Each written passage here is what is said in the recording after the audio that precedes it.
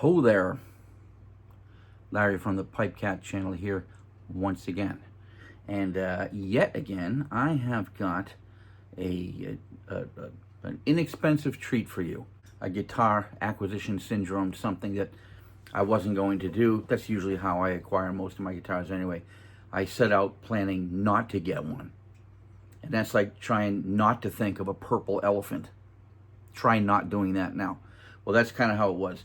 I just kept seeing this thing pop up on Temu. Because you know how Temu is. Once you order something from there, they email you every 5 minutes with, oh, this great deal for you, and this, oh, this special offer just for you. Well, I don't fall for all the offer stuff, but once in a while I do get curious to see what they got in stock. And I am a fan of Leo Jaymz guitars. So when I see Leo Jaymz go on sale somewhere, depending on how good the sale is, I'm usually going to snap it up. And that's exactly what I've done this time. And I'm going to bring you with me to simply open the package and let's get a first impression of a Leo Jaymz guitar. I'll show you the one I mean. I just happen to have one right here.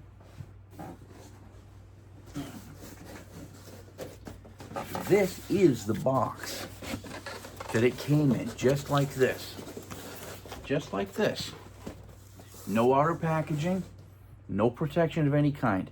If this guitar is not damaged, I'll be surprised. It's got to be some kind of something, because this thing, I mean, you know, the box is in pretty good shape, but you don't know what kind of, how many times this thing fell flat on its face or whatnot, and you don't know what kind of neck support there might be in here, but let's see how she fared.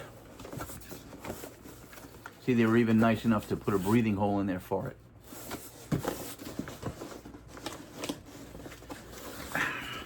I cut the tape, that's all I did. I have not taken this out yet.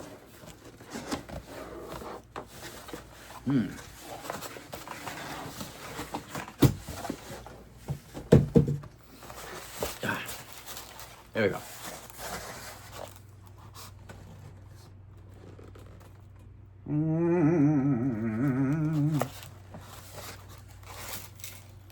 Well, I'll tell you this.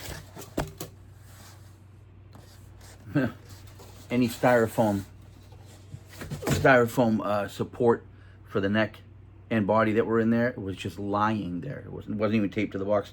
When I picked up the guitar, it all fell away. You saw it, you heard it, you witnessed it. All right, so let's see what we got here. The Leo Jaymz case candy. One of those 13.5-cent cords with the Allen wrench. Is there only one Allen wrench? I'm insulted. What am I supposed to do with my bridge saddles? Good thing I've got another 12,372 of those little Allen wrenches kicking around all over the house. But hey, a free cord is a free cord. I don't care how cheap it is. They didn't have to send one. This elastic band cost about 14 times more than that cord did. All right, here we go. Now they have this in one of those cloth shrouds, not one of the foam ones. And I keep these. These are actually handy for a lot of different things. Not the least of which is drying out tobacco. Well, here you go. There's the headstock. Leo Jaymz. Not a big fan of that hawkbill thing, but I don't hate it. You know, it's not real telly. Rosewood. Rosewood? Indian Laurel. Indian Laurel is what that looks like to me. I think that's what it's supposed to be. And here is the body. Ta-da! You've got a nice all-American Chinese guitar. And we are going to go looking right now for shipping damage because of the no support that it had. All right, first impression. The finish. The finish is nice. It's not a real expensive thick finish, but it was done. You know, I mean, there's a lot of swirl in it. I don't know that you can see that. I don't know. There's a lot of swirl, but it's not like, you know, it's not damage to the finish. It's just a little swirl. I'm sure a buffing cloth can take that off. I'm more interested in what's going on right here at that bolt-on neck. Now the neck joint, where the damage is most likely to be, if there is any. All right. I'm really showing it to you before I've looked closely at it. So if you spot something, you're snickering at me. Okay, what I see,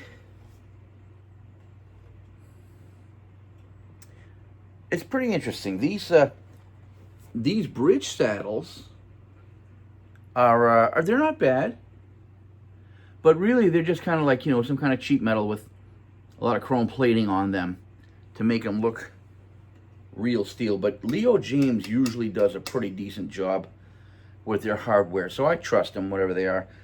We'll find out when we go to move those little Allen screws in there, whether any of them are stripped, because that's kind of a symptom that Chinese guitars have these days. It is the kind of bridge that I like. You notice that it's not the ashtray. And I just happen to have a set of Seymour Duncan quarter-pound pickups that have been living in my Firefly thin-line Telecaster for some time, that I think I just wanted to put in a better body. I have fallen out of love with that guitar. The tone is great. I hate the way it plays. I don't like the neck. Over time, you know, you get old, your hands get tired easy by a D-shaped neck, which is what that has, and it tuckers me out. So I'm going to take those pickups and probably drop them in here, provided everything else on this guitar is working. So you've got those pretty heavy kind of knurled metal knobs, and they turn nice. And the pickup selector switch, 3-position, feels substantial, feels good. I don't know how these pickups are, but I've liked other Leo Jaymz pickups. So I'm going looking now for the other attributes. Now, it wasn't going to be a roasted maple neck, and I don't believe that it is. It doesn't look like one. What does that say? What does that say? That says QC passed in letters that are so small that you have to look around a couple of molecules to see them. QC passed. But it is a Leo Jaymz laser etched little sticker, and I actually find it kind of neat. All right, well, let's look at the rest of the attributes then. Of course, you've got a printed top, which I think is kind of neat. I thought it was kind of novel. And if you think about it, you know, this guitar is probably manufactured, I'm guessing, in 2024, and it is now 2025, September the 16th, in fact. And if ever there was a year when something with Americanized design on it was going to be necessary, this was the year. This is my Music for America contribution by sending money to China. See? But I'm sure it got tariffed in some way, shape, or form. All right, let's take a look at these frets. These frets are pretty large, but they are not shiny. No, they're not shiny, but they are pretty big. They are they're that kind of fret wire that is sort of wide, more so than tall. And that, I guess I don't have any particular kind of feeling about that. I prefer a slimmer fret, but I'll take that. If it rocks anywhere, I'm gonna have to level it, as you know. So the frets are fairly big. They need to be polished like you read about. The nut seems to be plastic, but see the way I have it set? So it's a slim nut. It is plastic. That doesn't always bother me. Plus, I've got a lot of bone nut material that I can make my own for if I want. And it's got a couple of trees on it, you know, real simple ones. The strings that it came with are Garbargio, and the action, basically, it looks like an archery contest, you know, but that can be fixed too.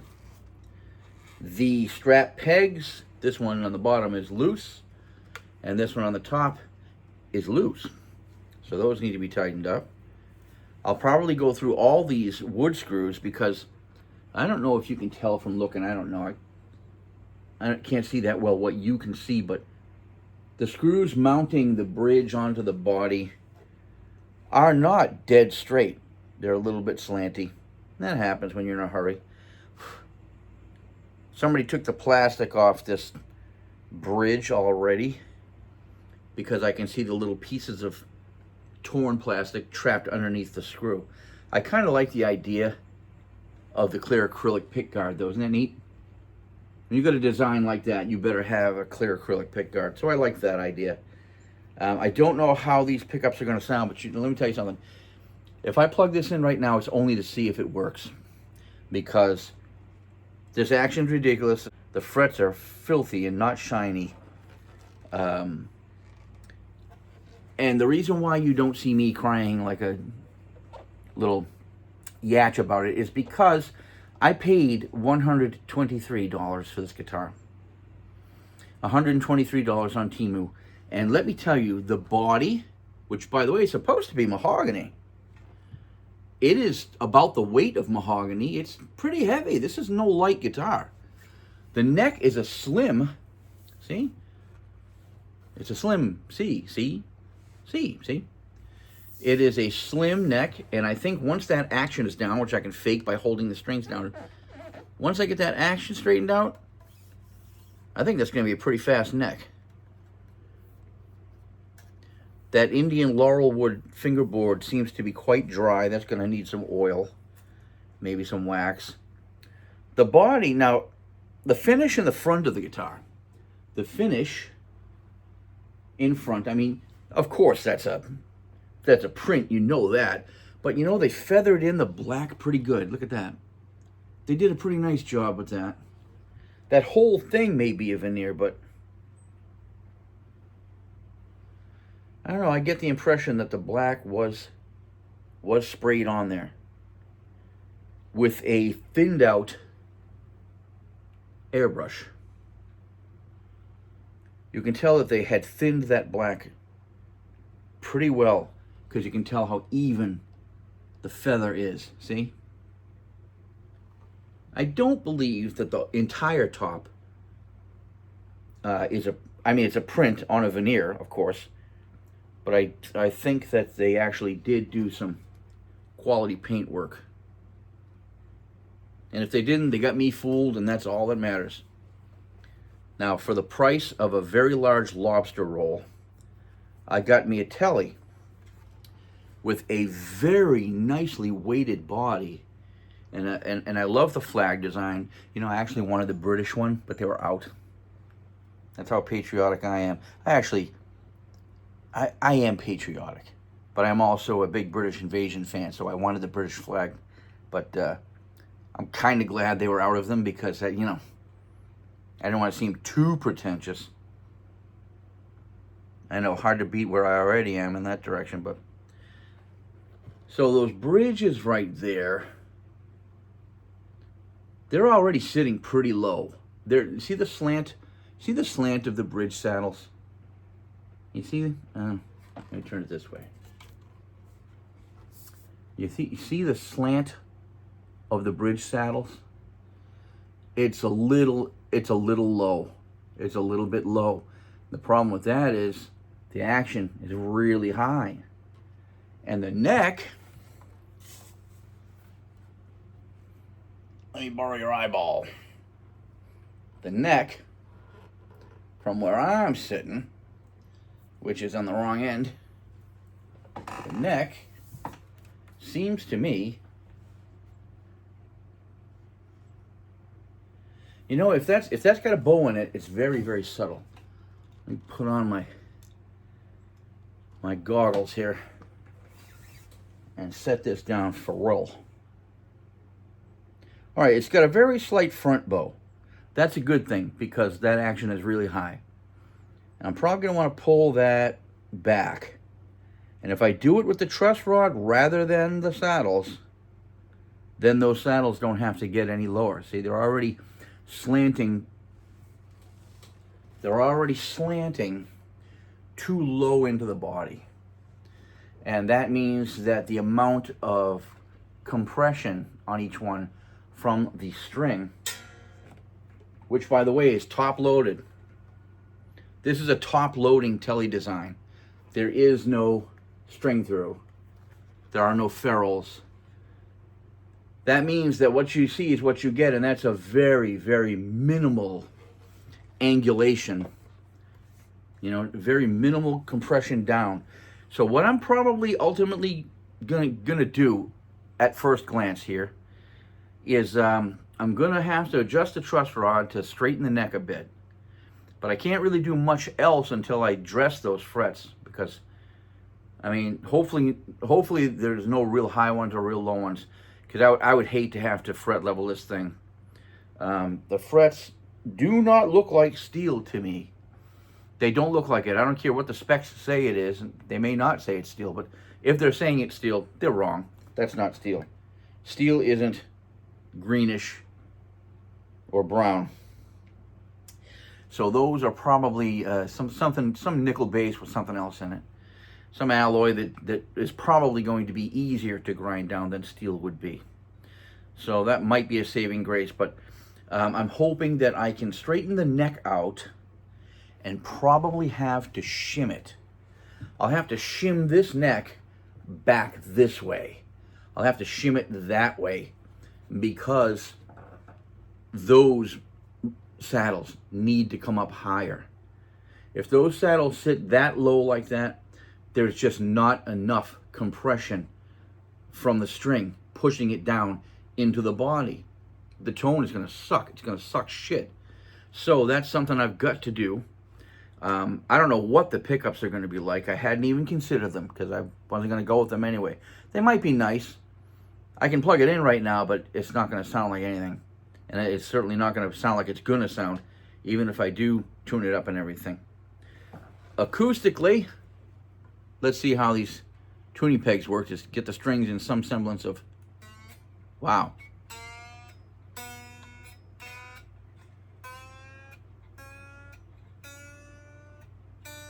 Surprisingly high ratio on the tuner.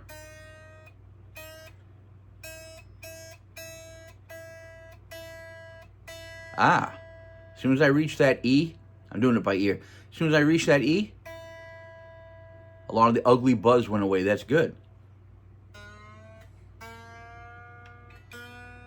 Yeah, these tuners are a high ratio. I'm surprised. It's taken a lot of turns to get that to come up.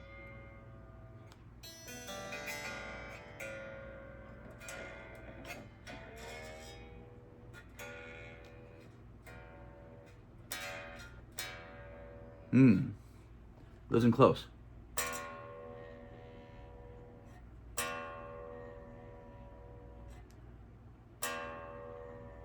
You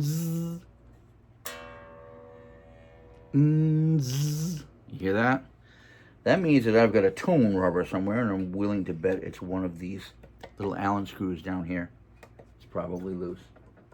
It's hard to tell with a guitar because when something's robbing your tone and vibrating in the guitar, it's generally not coming from where your ear tells you it is. I've mentioned this before. It's probably coming from somewhere else in the guitar, but where it resonates from is right in the middle. So it'll trick your ear. You got to kind of get around with a little, punch or a little skinny screwdriver and poke around until you find something that's rattling. One of these springs here, one of these Allen screws, I'm guessing that's what it's going to be. Either that or maybe two of the saddles are so close together that the strong vibration of that E is causing them to vibrate.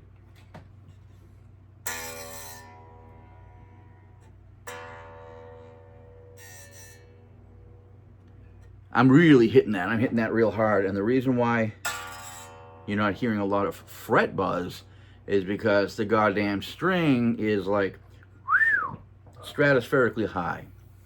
So it's not touching those frets. Surprisingly, those tuners, which are basically just chrome plated plastic, they're high ratio. I'm very surprised. It took some turning to get those up to pitch. And for that reason, it'll probably hold tune better. They don't lock, of course. And they are the standard, hole through the stem kind of thing, not the hole into the stem.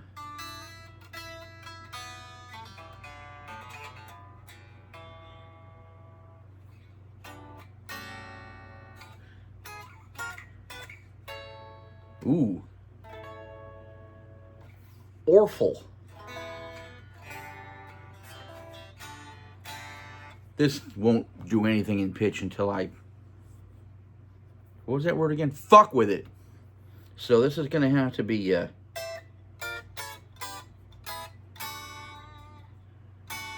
it's going to take some serious work, but I think I can make a guitar out of this. So come on back round in just a moment and see what I'm able to do with it. And I'll fill you in on anything that's worth hearing. So stand by. Welcome to Mad Scientist View, Fat Scientist View. This is my little list of implements for today's destruction. You need your whirligig. This is for celebrating silently. Yay! It's like the New Year's thing. Never mind. This is probably the most used set of tools in the house. Tiny screwdrivers.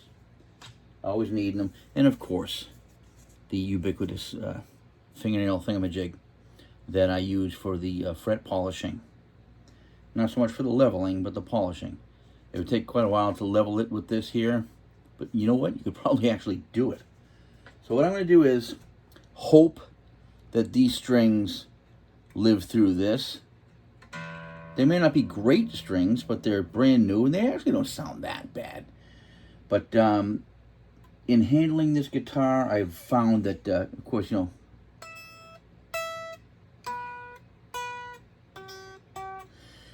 the intonation is going to go everywhere because, the action's going to change, and this neck is going to get shimmed. So in order to do all that crazy stuff, we've got to unmount these strings. I don't know that I'll be able to save them, but I'm going to kind of unwind them, take them off the pegs, and throw them aside. So let's see what we get. I did take that truss rod and tighten it a bit because the bow was just a little more than I wanted to start with. I tightened it until visually, under string tension, it looked straight to me. That's not the official way to do it. If you want to do stuff like that officially, you need one of these Jaymz's here, to check it. And we will do that eventually, but we'll do that when it counts. We'll do it when it matters. Right now, okay, these are going to come a little looser.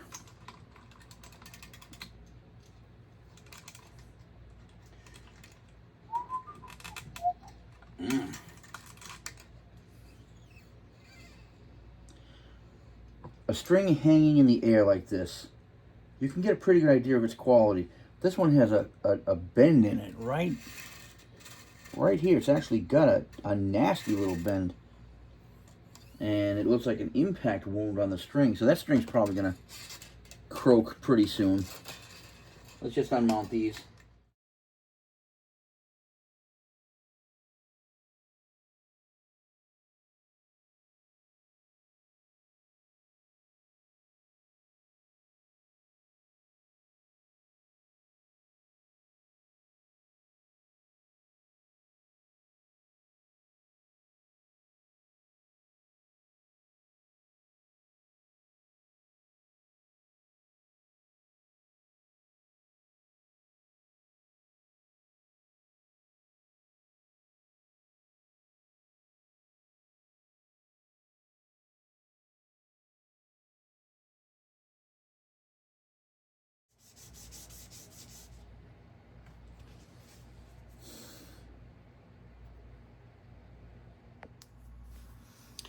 Let me draw your attention to the reason why that string had a divot in it. Look at that. If I don't find some way to buff that fairly smooth so that it won't eat a string, I'm going to have to level all the frets because of that one little nick. But you can see it's shaped like a string. And that tells you a couple of things. Number one, look at that. The wrap of the string was hard enough to bite into that metal. That is no way steel. And number two, that one little nick right there could cost you another hour's worth of work or more. What do you charge per hour to do guitar tech work?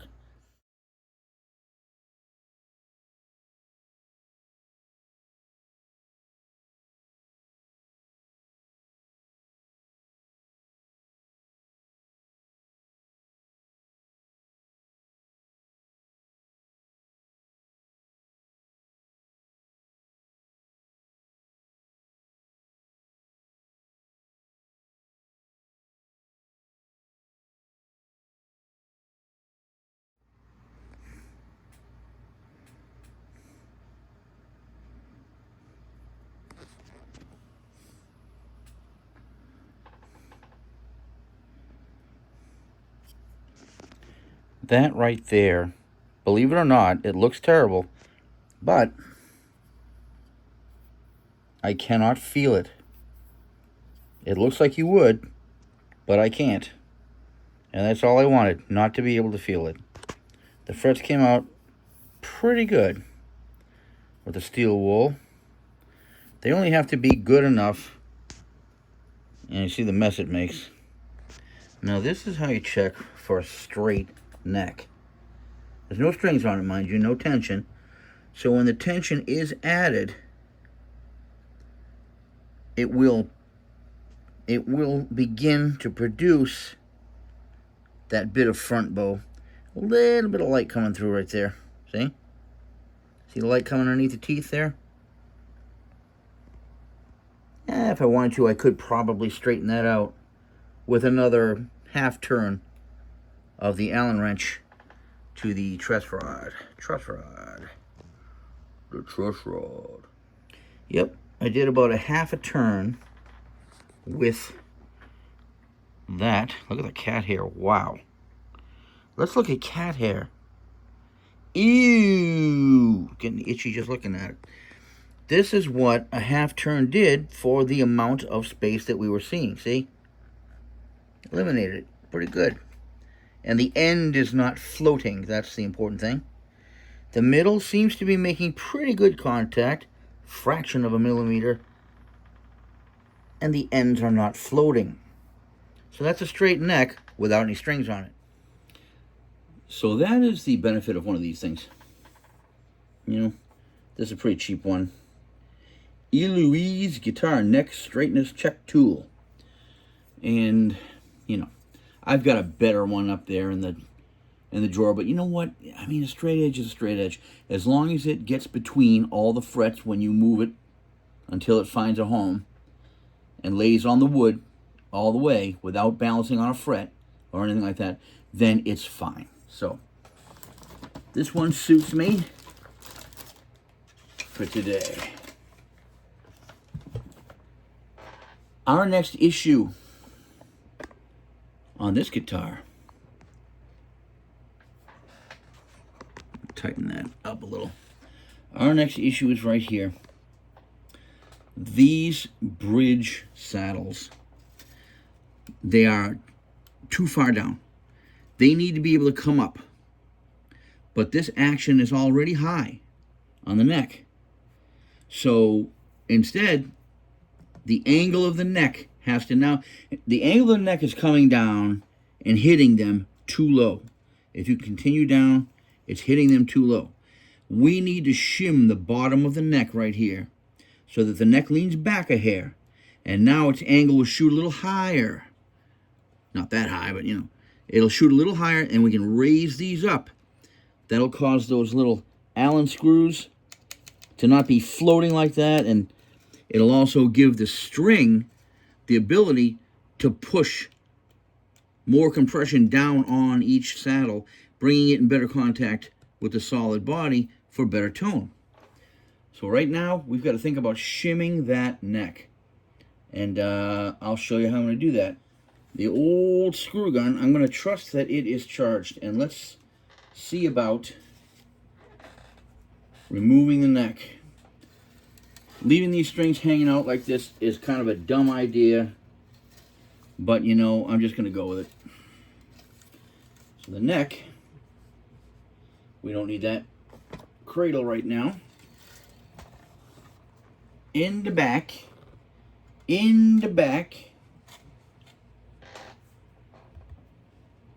That right there is what's coming off. Alrighty. Let's see how good it's on, well.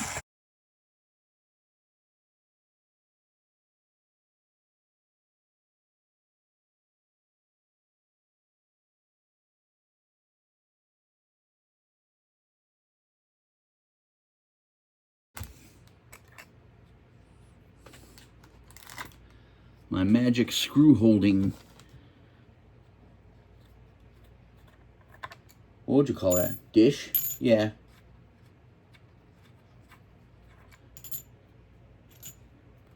Oh, look. One of those pieces of shit plastic that eats your tone and you do not need. So this is going to go back on by itself.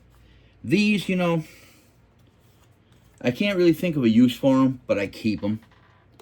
I got a stack of those. One of these days, I'll say, I wish I had a bunch of rectangular pieces of soft plastic, and if I tossed them, I wouldn't have them. Look at that. Oh, messy. All sawdust and shit stuck to underneath the plate. To put these together in such a hurry like that, you know? And you can see where they said, oh yeah, well, we don't have to paint it good behind the plate because who's going to see it? Well, you don't really have to paint it good, but you do have to paint it completely because that could start a crack that could grow eventually. It's unlikely, but it could happen. All right, so let me put this over here. And now, the neck. Here's the thing. The neck, which is now no longer mounted. Look at that. Look at the shit coming out of it. Hear that truss rod?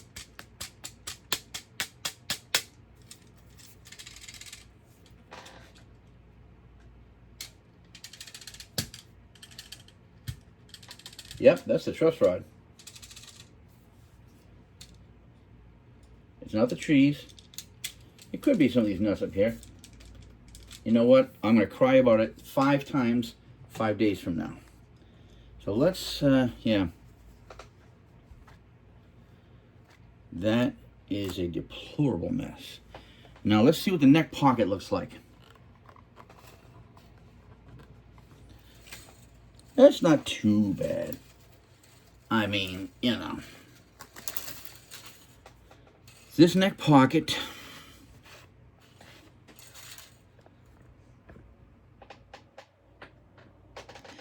is, you know,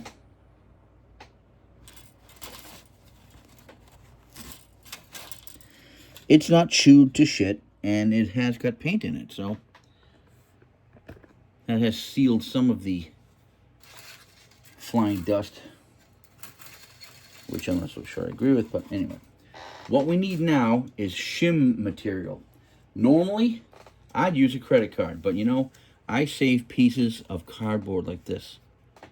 Just cardstock. To do the shimmy work.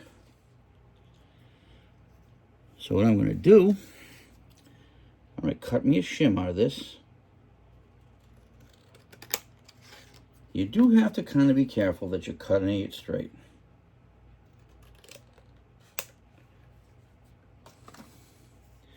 Now, it doesn't matter that it's got little blemishes and wrinkles and stuff, as long as they don't pile up and make a thing.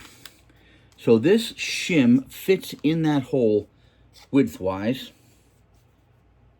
quite well. It is pretty rectangular. It's not really crooked.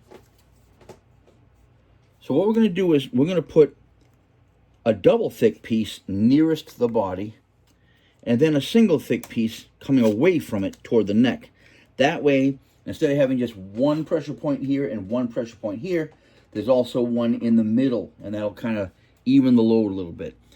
Cardboard is very hard to compress, therefore it makes a pretty good shim material. Ideally, you should be using wood of some sort, but you know, wooden shims, well, I just don't have any. One piece goes down there. In fact, you know, we're going to shave those little corners off so that it sits snugly. Right down in there. Make sure there's no sawdust, no dirt underneath it. And then this piece here, when laid on top of that, will make it double thick at the bottom and single thick in the middle. Double thick at the bottom, single thick in the middle. That should serve as a decent shim. You cannot compress it. It's not spongy. And cardboard is basically just wood that's been pulped, you know, so it's still kind of wood. Now take the neck, make sure that's pretty clean going back in. Always take a look at the construction of the neck when you have it off like that.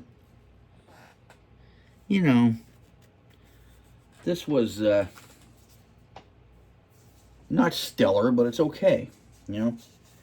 For $123, it's stellar enough.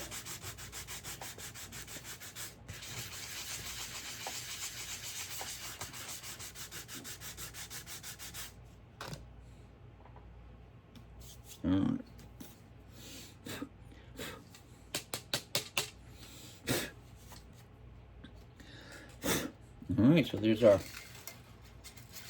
shim sitting down there. But Larry, you forgot to punch holes in the shim. Don't worry. The screws will do that for us. Carefully turning it over, keeping pressure on the neck in the pocket so that the shims don't slide around. In fact, what I'm going to do, I'm going to put something to provide pressure under that neck while I'm pushing down on it to keep that pocket tight. If these were made correctly, these screws would just fall through that body and then hit that neck. And you know what? This once, I'm going to not do that because I want to get this guitar playable without taking that much time just yet. I've got other stuff I'm going to do. Okay, let's do this. Kind of compromise a little bit. And we're going to put these in place. Oops. You know what would help? Yeah, that would help.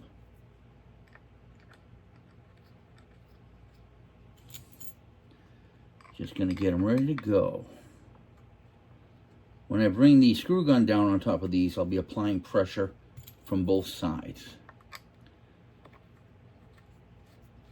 I should drill those holes out so that the screws fall right through them, snugly, but right through them.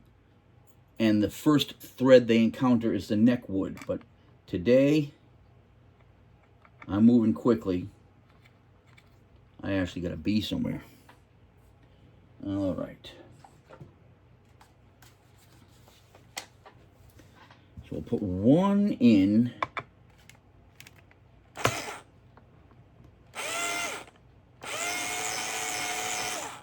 Now before that meets, I'm going to make sure I've got tension all the way down. All right.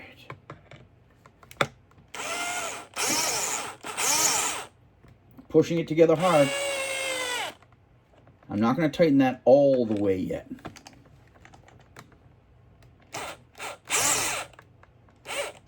Now this has to puncture some cardboard.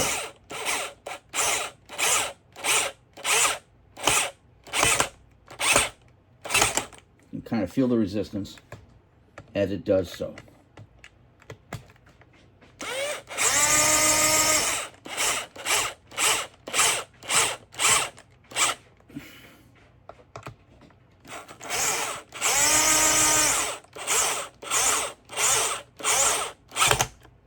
Now the screw gun is one thing, but I'm going to finish that by hand. Make sure it's in there snug.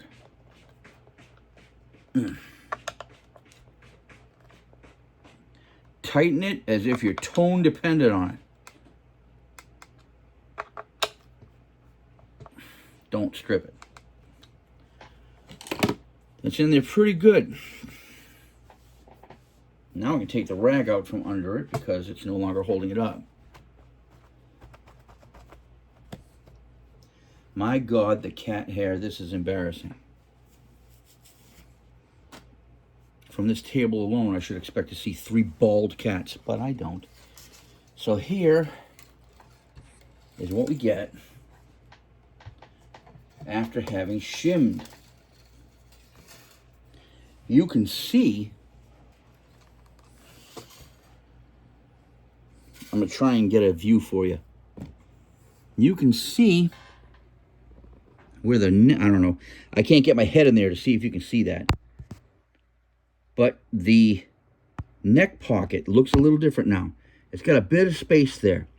It shouldn't have too much, but a shim is a shim, and you can't hide the fact that the neck has been elevated. So now this angle of this neck will come down and hit these saddles at a higher point, allowing me to raise them, and should allow me some play room with the action. More to come.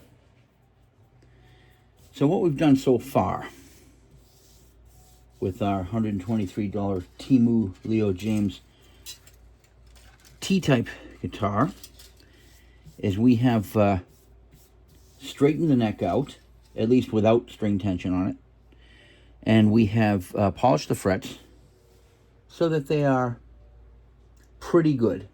These, I didn't get them to a mirror shine. You know why? Because you don't need to.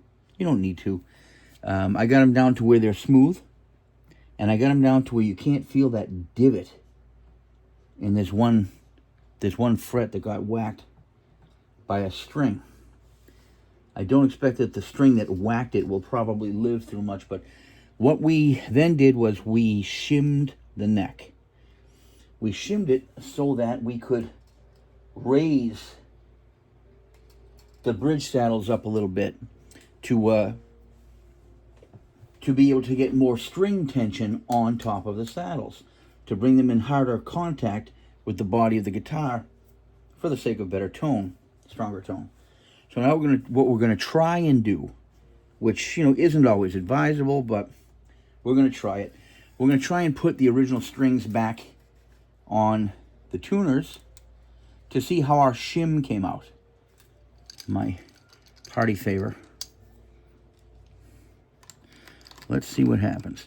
I am still very impressed, actually, with the ratio of these tuners. I was not expecting such a high ratio. They're actually pretty good. If you don't mind the cheaper material. Well, this is not going on great, but you know what? It's not going to feel real good either because it's lying on the neck now. But at least we got it on there. So you see now that we've shimmed the neck, the strings are coming in at a greater angle. We can raise these. So that's what I'm doing. I'm raising our bridge saddles to get it up off the neck, off the fretboard, and see how much play we've got. First, you got to eyeball it. Raise it up enough so that you can see that the string is no longer lying on the fretboard, which it is lying on because of the shim we just did. Hoping that these strings will allow me to tune them back up to high tension like they were before, because they've been unmounted and remounted and twisted around, and you know, they're the ones that came with a guitar, so I'm not that worried about them. So right now, let's see if we can get it up to some kind of tension.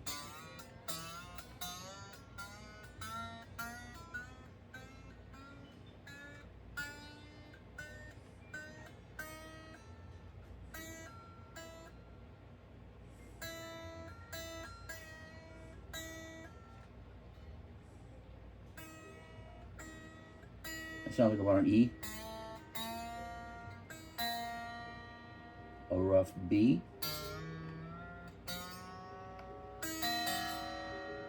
a rough G,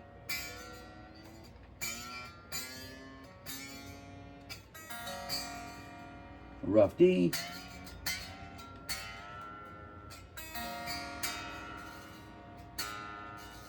rough A,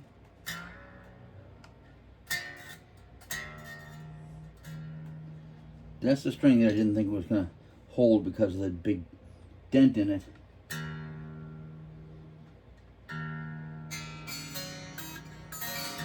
Now it's not in tune, but it's getting closer.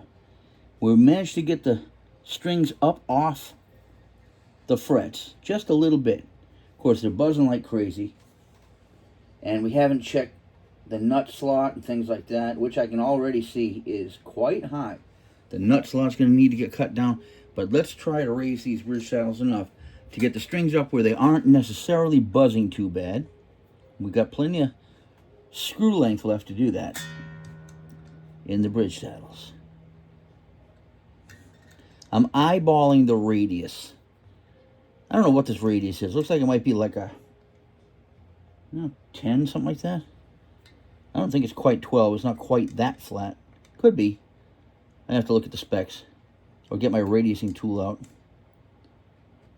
All right. Raising these up. Little increments. Little increments.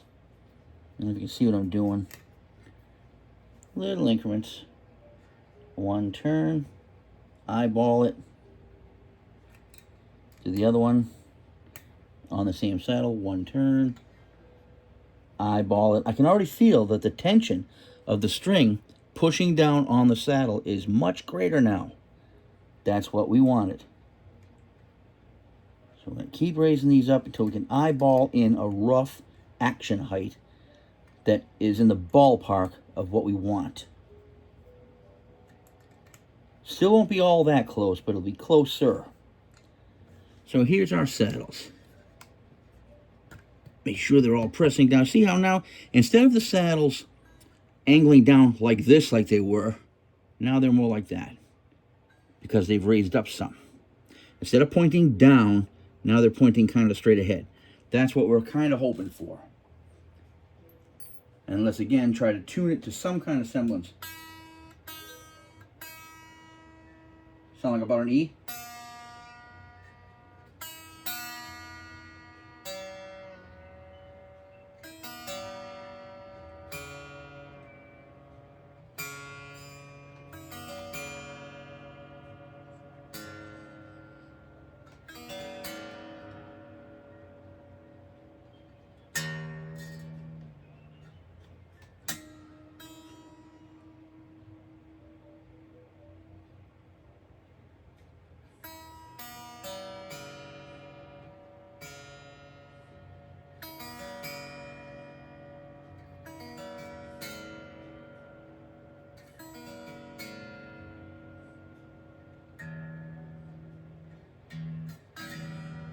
It's a lot closer.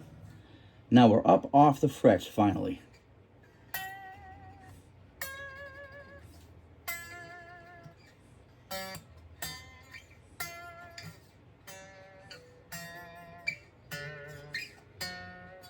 What I'm doing, I'm just messing around to see how good the strings are moving on those shiny frets now. Much better.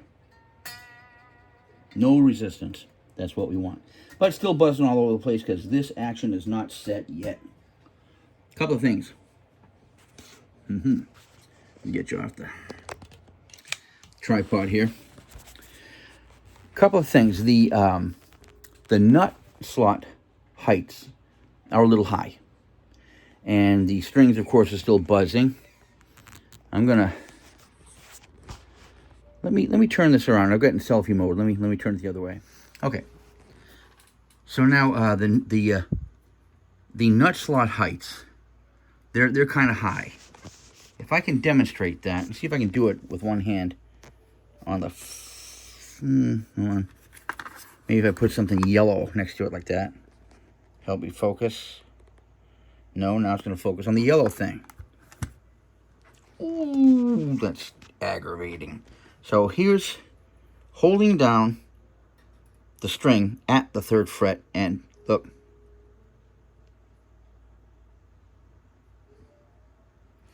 Boy, I wish that would focus better. Little bit of room, see? Same thing with the A. Little bit. You want it to almost lay right on top of that fret. That's where your playability comes in.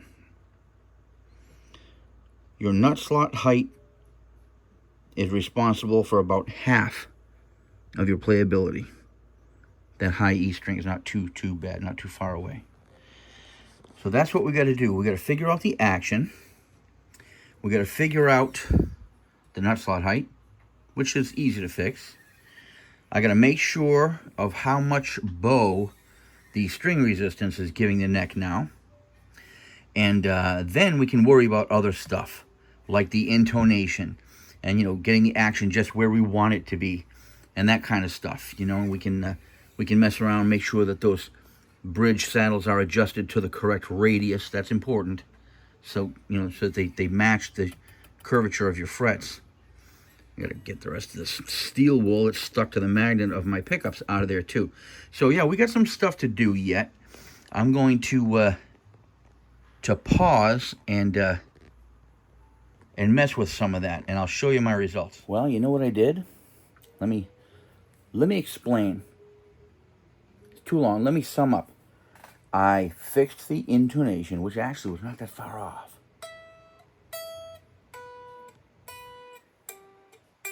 And so on. Pretty good.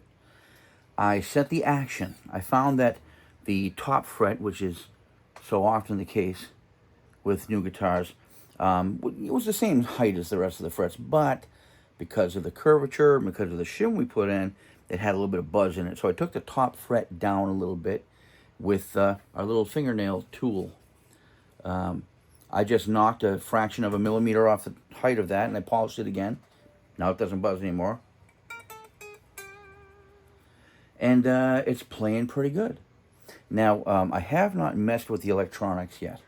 That's to come, probably. But I think for now, I'm going to try and get used to what it has. Because sometimes, you know, there's a nuance and a set of pickups that you don't initially notice. And I'm going to spend some time getting used to what these sound like before I drop those Seymour Duncans on this thing. But so far, I gotta say, with minimal work, I'm very happy with the way this thing is coming out. The shim did wonders. The shim allowed me to raise those bridge saddles. Can you see? I raised them up pretty high now, and it gives me nice clearance. I was then able to raise these pickup heights a little bit to get closer to the string, because I noticed that the neck pickup was a bit weak. But like I said, I'm not quite used to it yet. The laurel is kind of dry. I think I'm going to drop some oil on that, some lemon oil probably. The frets, they look sharp when you look at them, but you know, they're not. They're nice. There's no sprout. There's no bite. They are kind of hard edge, you know, rolled off, but intentionally, I think. There's nothing on there that's biting my fingers at all, so I'm not going to mess with that. There don't seem to be any high or low frets here except for that top fret, which, as I said, it's a common symptom. Even if the top fret is perfectly even, it can cause some buzzing depending on how you have the neck angled with the shim and with the truss rod and with your action and with your saddle heights. So that's not a problem right now. I got the frets pretty shiny. I think I've got most of the little buzzing tone robbers identified on the guitar, like these little springs. Those can rob your tone. If you hit a string up here and you feel some sort of resonance down there, well, some people think it's pleasant. I'd prefer not to have it. So I can isolate those to keep them from ringing. That's easy enough. The electronics all seem to work just fine. The volume and the tone volume and tone seem to work fine. I have not opened it up to see what's underneath that plate. I don't think I need to. That is my policy. I don't open that unless I think there's something wrong with it or there's something I don't like about it.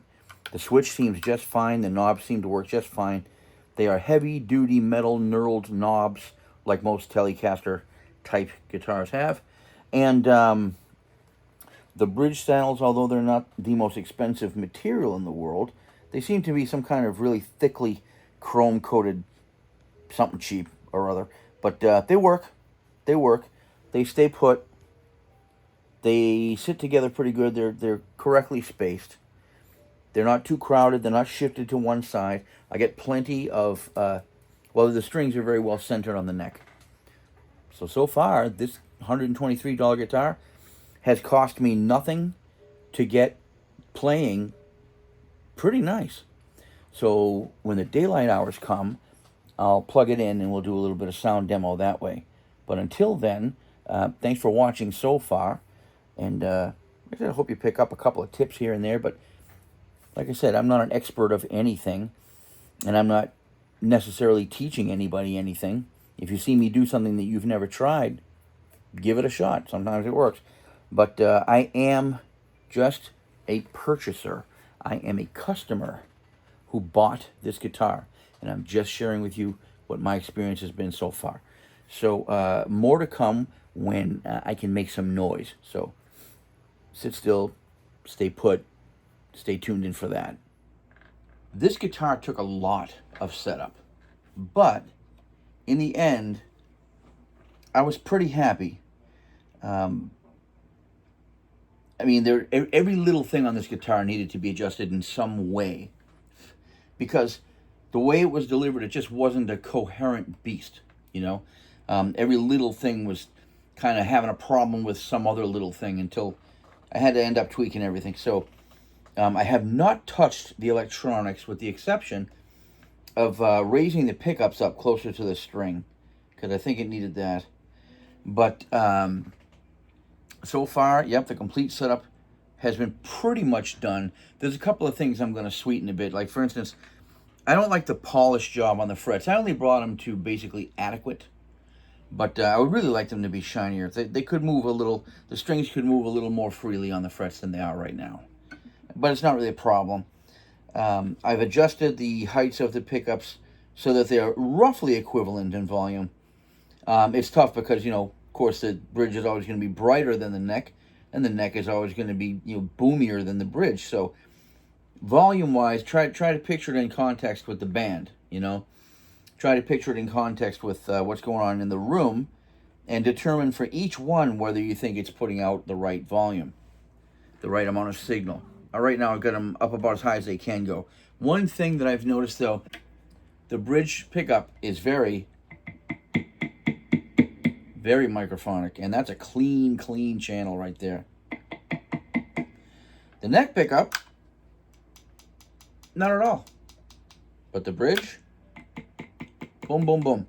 So I may swap these out. But then again, you know, with a guitar like this, I probably won't be applying a whole lot of distortion on top of it, or a lot of screaming effects that might cause it to squeal. If I do, then I'll worry more about this pickup. But for now, because I'll mostly be playing it clean, I think it's pretty okay. The frets were pretty level. No real high ones. Of course, I had to take the top couple down like you do in most guitars when you end up shimming a neck in order to raise the bridge saddles, like I already talked about doing. And as you can see now, they're pretty straight. The saddles, can you see them? The saddles are pretty flat out. That's a good height. The Allen screws aren't sticking up the top to chew up my hand, and there's still enough to raise them or drop them a little bit if I wanted to. So those are good. The tension's good. I got a match to the radius. The radius is very flat, actually. I haven't officially matched it with my radiusing tools, but I got to say that's got to be close to a 12. I would imagine that's about what it is. There's no fret sprout. There is no rough edge on the outside of the neck here, on either side. It's really nice. Didn't have to do anything to that. I will, like I said, finish polishing them. The tuners have been pretty good. One or two of them are a little stiff, but overall, they're a pretty good tuner. They're a high ratio tuner. You got to tune them quite a bit to get only a little bit of motion. That gives you more precision. So I kind of like that. These are the strings that the guitar came with. So I'm just kind of using them for a while. I mean, I can't see throwing them away. They were too good to throw away. So the intonation was set very well. It's just about perfect now. The action is just about perfect now. I mean, this is where this guitar can get to, and that's where I've gotten it to. It took a shim and a full setup to get it there. And with that setup came a lot of messing with the truss rod. Truss rod's very good on this guitar. It moves in either direction, even in small increments, right away. I like that. So wherever I put it, it stayed. And I had to experiment with the truss rod versus the bridge saddle heights until I got the action right where I wanted it and it didn't buzz anymore. I mean, every guitar's going to buzz a little bit. But you got to really hit it to get it to buzz now.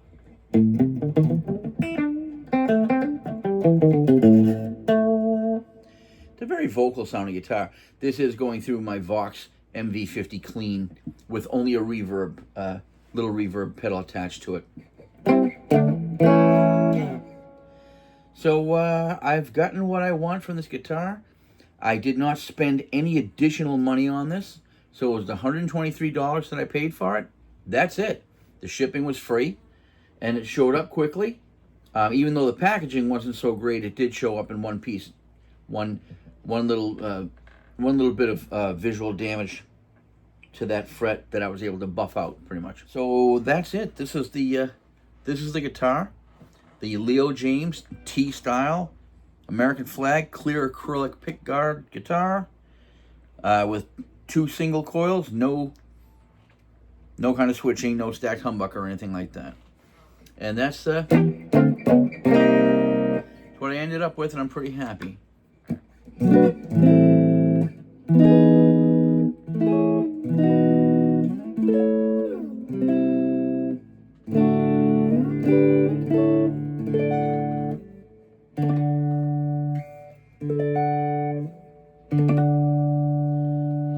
good intonation, I'll tell you what. I think I would have preferred this to be a maple fingerboard, but I'll take the Indian Laurel. It's not bad. I still have to oil it up. I haven't oiled it yet. When I do, it'll probably change the tone a little bit. Might make it a little bit darker, but not by much.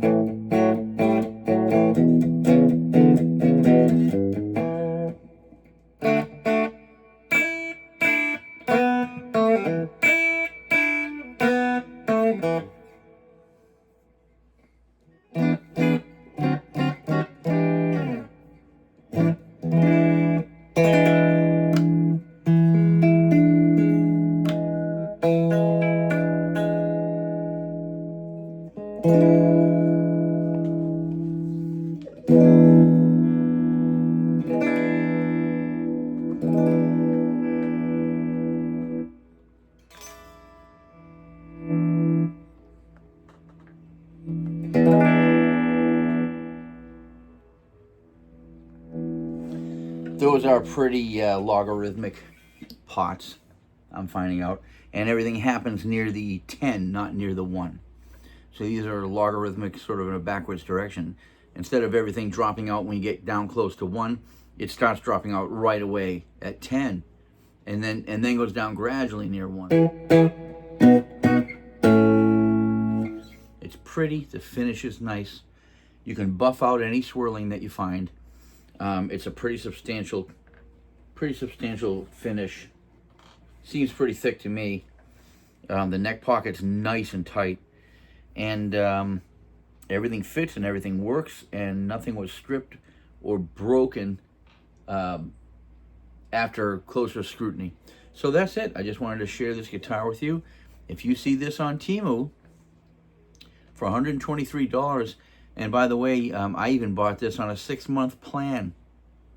6 months. I think with everything it came to like $23 a month, and you get yourself a nice playable thing, a nice looking telly kind of thing that you can be pretty proud of. It's not your normal. I mean, you know, it is an Asian guitar. It's not a knockoff. Leo Jaymz, they're a brand. They're a real thing, and I like their products. So on that note, I'm just going to leave you with those thoughts, and I hope you enjoyed the video. If you did, then, you know, drop a like on it. Subscribe to the channel if you haven't already. And any suggestions you want to make for what you'd like to see in the future, or don't see going forward, let me know. Thank you guys for watching again, and you have a great day.